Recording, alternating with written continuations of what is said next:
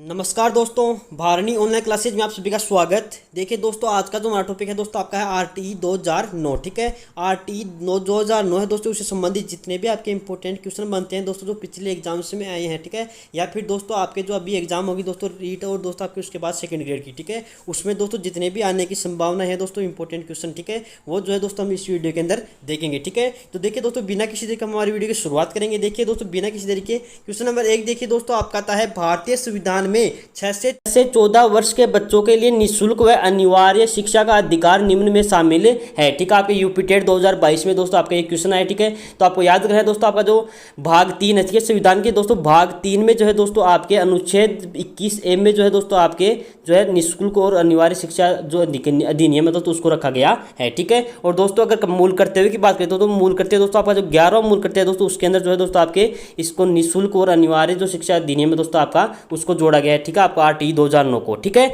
आगे देखते हैं क्वेश्चन नंबर दोस्तों 2।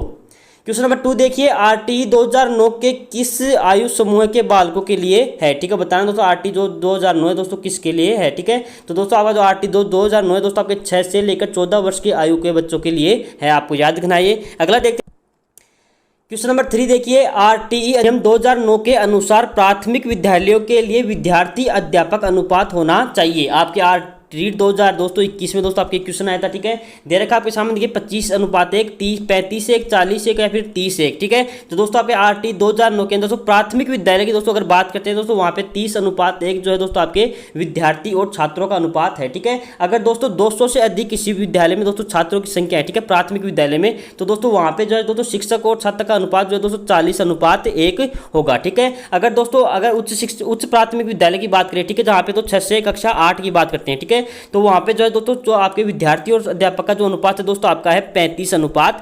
ये भी आपको याद रखना है। ठीक है, अगला देखते हैं दो क्वेश्चन दोस्तों, आपका क्वेश्चन नंबर आता है 4। देखिए, भारतीय संविधान के कौन से संशोधन द्वारा शिक्षा का अधिकार सम्मिलित किया गया है। ठीक है, तो दोस्तों आपका जो 86वां संविधान संशोधन हुआ था, ठीक है, 1 दिसंबर 2002 को। ठीक है, तो उसमें जो है दोस्तों आपके 86वें संविधान संशोधन के अंदर जो है दोस्तों शिक्षा के अधिकार को जो है दोस्तों भारतीय संविधान में शामिल किया गया था, आपको याद रखना है। अगला देखते हैं क्वेश्चन दोस्तों, क्वेश्चन नंबर 5। शिक्षा के अधिकार अधिनियम 2009 में शिक्षक के प्रति सप्ताह न्यूनतम कार्य घंटों की संख्या बतानी है आपको कितना है। ठीक है, रीट 2011 और रीट फर्स्ट लेवल दोस्तों 2016 में दोस्तों आपका एक क्वेश्चन आया था। ठीक है, तो दोस्तों प्रति सप्ताह दोस्तों शिक्षक का दोस्तों जो न्यूनतम कार्य घंटों की संख्या दोस्तों आपके 45, आपको याद रखना है दोस्तों आरटीई 2009 के अनुसार। ठीक है, अगला देखते हैं दोस्तों क्वेश्चन आता है क्वेश्चन देखिए, क्वेश्चन नंबर 6।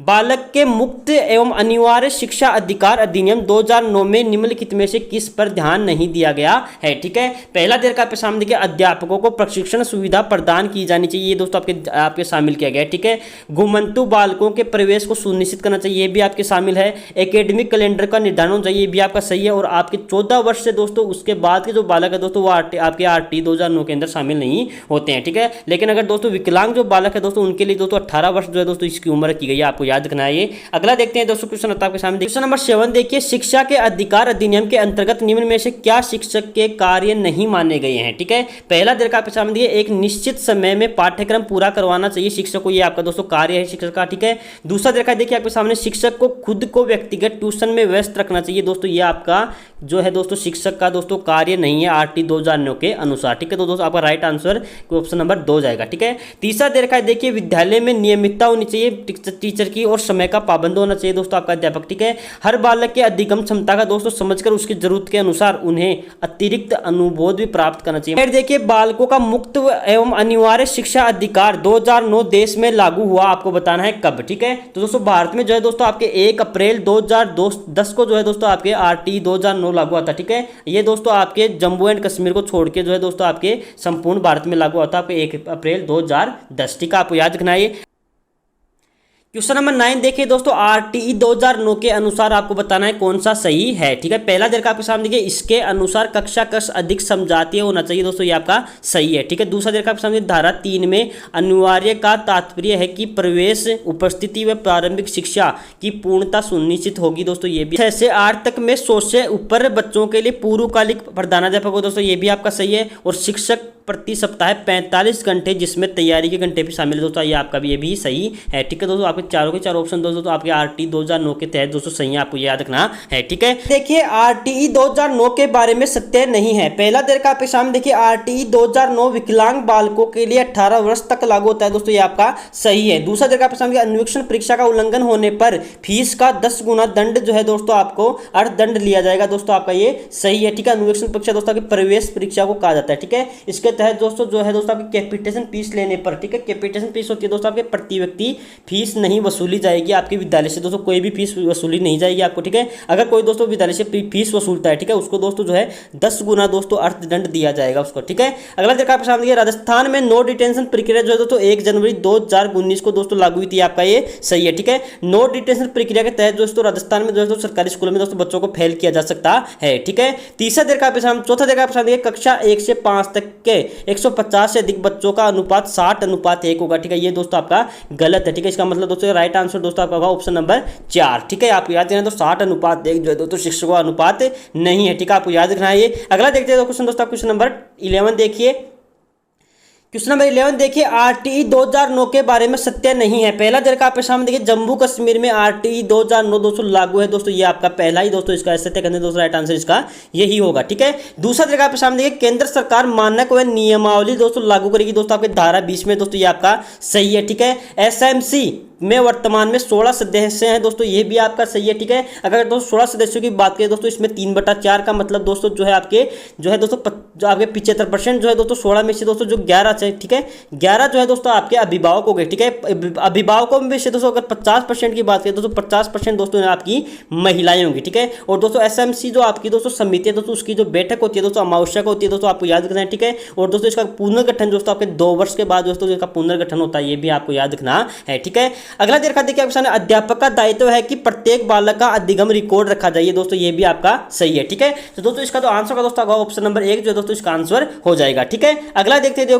क्वेश्चन नंबर 12 देखिए सही नहीं है। पहला देर का आपके सामने देखिए शिक्षा समवर्ती सूची का विषय दोस्तों, ये आपका सही है। ठीक है, दूसरा देर का आपके सामने शिक्षक को आपदा कार्य महामारी में नहीं लगाया जा सकता, यही दोस्तों आपका दोस्तों गलत है दोस्तों, यही आपका इसका राइट आंसर होगा दोस्तों आपके क्वेश्चन नंबर 12 का। ठीक है, तीसरा देर का आपके सामने विद्यालय विकास योजना दोस्तों SMC बनाएगी दोस्तों, ये भी आपका सही है। ठीक है, आपको याद रखना है दोस्तों ये 3 वर्ष के लिए बनाई जाती है, आपको ये भी याद रखना है। ठीक है, शिक्षक प्रति सप्ताह दोस्तों 45 कालांश लेगा, ये भी आपका सही है। ठीक है, तो दोस्तों इसका जो क्वेश्चन नंबर 12 है दोस्तों इसका जो आंसर होगा दोस्तों ऑप्शन नंबर 2 जो है दोस्तों इसका राइट आंसर होगा। ठीक है, अगला देख क्वेश्चन नंबर 13 देखिए निःशुल्क और अनिवार्य शिक्षा अधिकार अधिनियम अधिनियमित किया गया, आपको बताना है दोस्तों कहां से। ठीक है, पहला देखा आपके सामने लोकसभा द्वारा, राज्यसभा द्वारा, भारत की संसद द्वारा, फिर विधानसभा के द्वारा। ठीक है, तो दोस्तों आपका जो अनिवार्य शिक्षा अधिनियम RTE 2009 है दोस्तों आपके भारत के संसद के द्वारा दोस्तों पारित किया गया।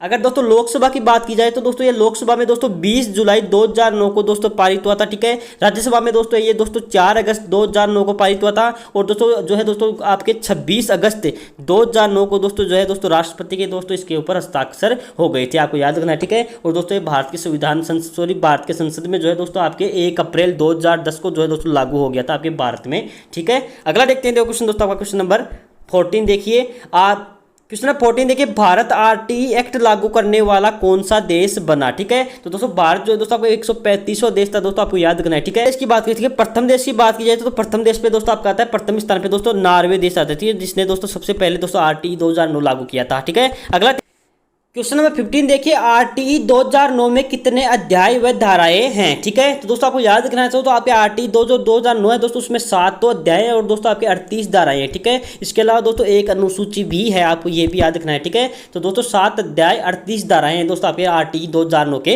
अंदर। ठीक है, क्वेश्चन देखिए दोस्तों क्वेश्चन नंबर 16 देखिए समुचित सरकार में क्या शामिल है। ठीक है, देर का क्वेश्चन केंद्र सरकार, राज्य सरकार, केंद्र व राज्य दोनों या फिर इनमें से कोई नहीं। ठीक है, दोस्तों अगर समुचित सरकार की दोस्तों बात की जाए दोस्तों उसमें केंद्र और राज्य सरकार दोस्तों दोनों की दोनों सम्मिलित है, आपको याद रखना है। ठीक है, देखिए RTE 2009 में प्रारंभिक शिक्षा में दोस्तों बताना आपको क्या शामिल है। ठीक है, पहला देखा आपके सामने कक्षा 1 से 5 तक की शिक्षा, कक्षा 1 से 8 तक की शिक्षा, कक्षा 1 से 3 या फिर कक्षा 1 से 10 तक की शिक्षा। ठीक है, तो दोस्तों अगर प्रारंभिक शिक्षा की बात की जाए तो RTE 2009 के अंदर तो दोस्तों इसके अंदर एक कक्षा 1 से लेकर 8 तक की शिक्षा को दोस्तों प्रारंभिक शिक्षा के अंदर शामिल किया गया है। ठीक है, आपको याद रखना है ये। अगला देखते हैं क्वेश्चन दोस्तों क्वेश्चन नंबर 18 देखिए RTE 2009 के अनुसार अन्वेषण परीक्षा से तात्पर्य है। पहला देखा आपके सामने देखिए प्रवेश परीक्षा, वार्षिक शिक्षकों का मूल्यांकन या फिर विद्यार्थियों का मूल्यांकन। तो दोस्तों आपके RTE 2009 तो दोस्तों उसमें अन्वेषण परीक्षा का मतलब दोस्तों आपकी प्रवेश परीक्षा होती है, आपको याद रखना है। ठीक है, क्वेश्चन नंबर 19 देखिए, असुविधाग्रस्त बालक अलाभान्वित बालकों में शामिल किया जाता है, बताना है किसको। ठीक है, पहला देर का आपके सामने देखिए, वे बालक जो आर्थिक, सामाजिक और सांस्कृतिक दृष्टि से दोस्तों पिछड़े हुए हैं। ठीक है, दूसरा देर का आपके सामने देखिए, वे बालक जो शारीरिक रूप से ग्रस्त है, एक पद दो दोनों है, फिर इनमें से कोई नहीं। ठीक है, तो दोस्तों आपके वे बालक जो आर्थिक, सामाजिक और सांस्कृतिक दृष्टि दोस्तों पिछड़े हुए, उनको असुविधाग्रस्त बालक या फिर अलाभान्वित बालक कहा जाता है। ठीक है, इसमें दोस्तों आप ST SC के जो बालक होते हैं दोस्तों उनको सम्मिलित किया गया है। ठीक है, अगला देखते हैं क्वेश्चन दोस्तों, क्वेश्चन नंबर 20 देखिए, RT 2009 के अनुसार निम्न में दुर्लभ बालक की श्रेणी में कौन सा आता है। ठीक है, तो बताना दोस्तों कि दुर्लभ बालक किनको कहा गया है। ठीक है, पहला दर का पसंद के वे बालक जो शारीरिक दृष्टि से कमजोर है, दूसरा दर का पसंद के वे बालक जो सामाजिक परिवेश से दूर है, तीसरा दर का पसंद सरकार द्वारा निर्धारित आय सीमा से नीचे की आय सीमा वाले परिवार के जो बालक होते हैं उनको दुर्लभ बालक कहा जाता है, या फिर सरकार द्वारा निर्धारित आय सीमा से ऊपर के बालकों को कहा जाता है। ठीक है, दोस्तों आपके जो दुर्लभ बालक होते हैं दोस्तों वो आपके होते हैं सरकार द्वारा निर्धारित आय सीमा से नीचे की आय वाले बालकों को जो है दोस्तों आपके दुर्लभ बालक कहा गया है आपके RT 2009 के अंदर। ठीक है, क्वेश्चन देखिए दोस्तों, आपका क्वेश्चन नंबर आपका 21 देखिए, RT 2009 के अनुसार केंद्र व राज्य सरकार का वित्तीय अनुपात कितना है। ठीक है, तो दोस्तों आपके वित्तीय अनुपात की बात की जाए केंद्र व राज्य सरकार की दोस्तों आपका 60:40। ठीक है, अगर दोस्तों पूर्वोत्तर क्षेत्रों की बात करें, ठीक है, पूर्वोत्तर दो क्षेत्र है दोस्तों आपके भारत के दोस्तों, उनके दोस्तों 90:1 जो है दोस्तों आपके RT के अंदर दोस्तों आपका अनुपात है, वित्तीय अनुपात केंद्र और राज्य सरकार का। ठीक है, दोनों के दोनों आपको याद रखना है। ठीक है, अगला देखते हैं दोस्तों, क्वेश्चन आता है क्वेश्चन नंबर 22 देखिए, आंगनबाड़ी में 3 से 6 वर्ष तक के बच्चों के लिए खोले जाएंगे का RT 2000 में उल्लेख है, बताना आपको किसमें। ठीक है, तो दोस्तों आपके RT 2009 है दोस्तों, उसके अंदर दोस्तों धारा 11 के अंदर जो है दोस्तों आपके आंगनबाड़ी का उल्लेख है, आपको याद रखना है। ठीक है, जिसके अंदर दोस्तों पूर्व प्राथमिक शिक्षा दोस्तों आपके आंगनबाड़ी में दी जाती है। ठीक है, बच्चों को। अगला देखते हैं क्वेश्चन दोस्तों, क्वेश्चन नंबर 23 देखिए, क्वेश्चन नंबर 23 देखिए, RT 2009 के अनुसार कक्षा 1 से 8 तक की स्कूल कितने दायरे में होनी चाहिए। ठीक है, दोस्तों आपके RT 2009 की बात की जाए तो दोस्तों आपके 3 किलोमीटर के एरिया में जो है दोस्तों आपके कक्षा 1 से लेकर कक्षा 8 तक की जो है दोस्तों विद्यालय होना चाहिए। ठीक है, अगर दोस्तों राजस्थान की बात करें तो राजस्थान में जो है दोस्तों 2 किलोमीटर रखा गया, आपको याद रखना। ठीक है, राजस्थान में 2 किलोमीटर के दायरे में जो है दोस्तों कक्षा 1 से लेकर 8 तक की विद्यालय होनी चाहिए। ठीक है, अगर दोस्तों कक्षा 5 तक की बात की जाए, ठीक है, कक्षा 5 तक के लिए दोस्तों आपका जो दायरा है दोस्तों आपका रखा गया 1 किलोमीटर। ठीक है, क्वेश्चन देखिए दोस्तों, आपका क्वेश्चन नंबर 24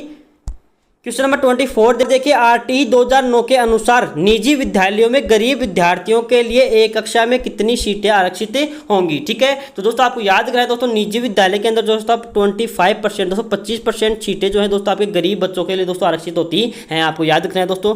अगला देखते हैं दोस्तों, क्वेश्चन आता है क्वेश्चन नंबर 25 देखिए, निम्न में से कौन सा सत्य नहीं है आपको बताना है।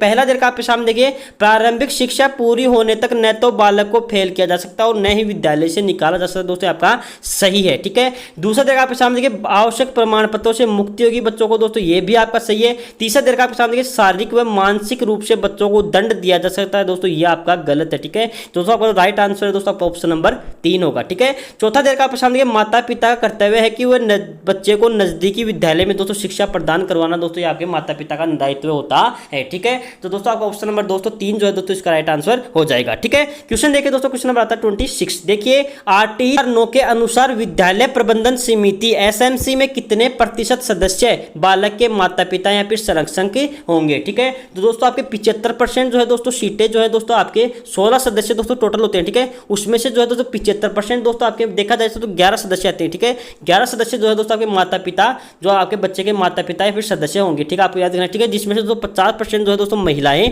होंगी। ठीक है, और दोस्तों आपके SMC की दोस्तों बैठक आपकी अनावश्यक होती है दोस्तों, मैंने पहले आपको बताया। ठीक है, और दोस्तों इसका जो गठन होता है दोस्तों आपके 2 वर्ष के बाद में होता है। ठीक है, 2 वर्ष से दोस्तों इसका पुनर्गठन होता है, आपको याद रखना है। ठीक है, अगला देखते हैं दोस्तों, क्वेश्चन आता है आपके सामने देखिए, क्वेश्चन नंबर 27 देखिए, RT 2009 के अनुसार उच्च प्राथमिक विद्यालय कक्षा 6 से 8 तक के विद्यालयों में छात्र व शिक्षकों का अनुपात बताना आपको क्या रखा गया है। ठीक है, तो दोस्तों आपके RT जो आपके 6 से 8 की बात की जाए, ठीक है, तो वहां पे जो है दोस्तों शिक्षक और छात्र और शिक्षक का जो अनुपात है दोस्तों आपका 35:1। ठीक है, आपको याद रखना। ठीक है, अगर 100 से अधिक होते हैं, ठीक है, 100 से अधिक होने पर दोस्तों जो है दोस्तों आपके एक तो दोस्तों वहाँ पे हेडमास्टर होगा, आपको याद रखना है। ठीक है, गणित और दोस्तों विज्ञान का दोस्तों जो है दोस्तों एक टीचर होगा, सामाजिक विज्ञान का एक एक टीचर और भाषा का जो है दोस्तों आपका एक टीचर होगा, आपको ये भी याद रखना है। ठीक है, अगला देखते हैं दोस्तों क्वेश्चन आता है क्वेश्चन नंबर 28। देखिए आरटीई 2009 के अनुसार कक्षा 1 से 5 में कार्य दिवसों में शिक्षण घंटों का संख्या बतानी है आपको कितनी है। ठीक है, तो दोस्तों आपके कक्षा 1 से 5 तक की बात की जाए तो वहां पे दोस्तों 200 तो कार्य दिवस होंगे और दोस्तों 800 घंटे जो है दोस्तों